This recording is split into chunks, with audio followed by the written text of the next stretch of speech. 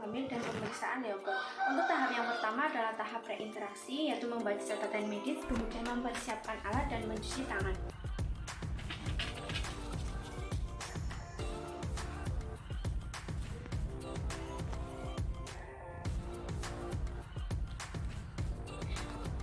Untuk tahap yang selanjutnya adalah tahap orientasi.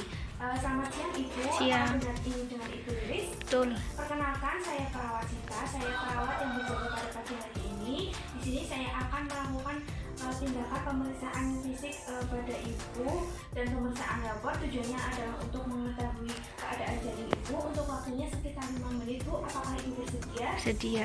Jika Ibu bersedia, sebelum saya melakukan tindakan, ada yang mau ditanyakan Bu? Nggak ada. Baik, jika tidak ada, langsung saja ya Bu. Kemudian tutup privacy.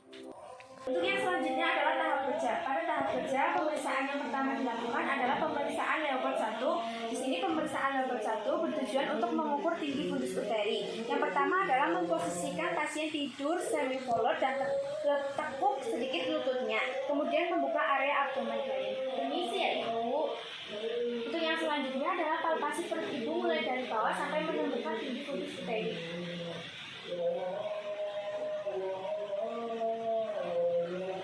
Setelah menemukan tinggi fundus uteri, kemudian lakukan pengukuran dengan menggunakan Medline.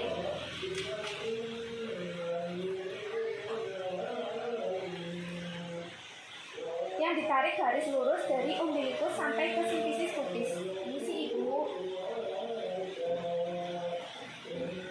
Kemudian dilihat berapa sentimeter tinggi fundus uteri. Untuk pemeriksaan yang kedua adalah pemeriksaan level 2 yang bertujuan untuk mengetahui bagian janin yang ada di sebelah kanan atau kiri perut Ibu. Yang pertama dilakukan adalah palpasi salah satu bagian perut Ibu, bagian yang lain menahan.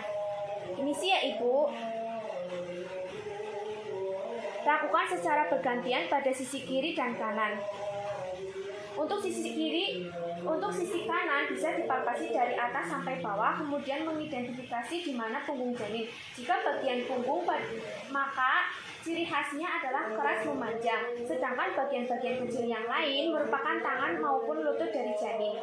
Untuk yang selanjutnya adalah pemeriksaan Leopold 3 yang bertujuan untuk mengidentifikasi apakah bagian terendah dari janin sudah memasuki pintu atas panggul atau belum.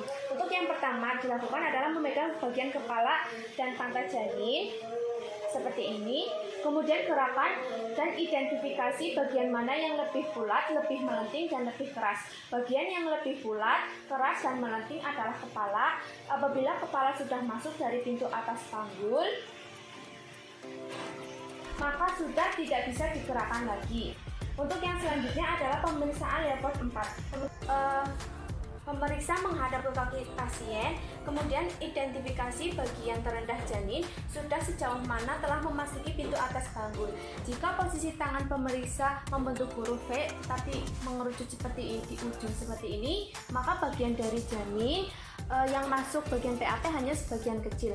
Jika posisi tangan seperti ini, maka bagian dari janin telah memasuki atau sejajar di pintu atas panggul. Kemudian sebaliknya, jika terjadi posisi seperti ini, maka sebagian besar dari janin telah memasuki pintu atas panggul. Kemudian yang selanjutnya adalah pemeriksaan DCC dengan menggunakan stetoskop. Permisi ya Ibu. Tentukan terlebih dahulu area DCC, yaitu berada di kuadran kiri bawah atau tepatnya di bawah pusat sebelah kiri pada pasien. Permisi ya Ibu. Pemeriksaannya dilakukan dengan menggunakan stetoskop tanpa menyentuh stetoskop, kemudian tangan yang lainnya memegang nadi Ibu untuk membedakan antara nadi si Ibu dengan nadi janin, kemudian hitung selama 1 menit. Setelah selesai pemeriksaan, kemudian rapikan pasien kembali dan rapikan alat. Untuk tahap yang terakhir adalah tahap terminasi. Baik Ibu, pemeriksaannya sudah selesai. Untuk hasilnya, janin Ibu baik-baik saja Bu. Bagaimana sekarang perasaan Ibu?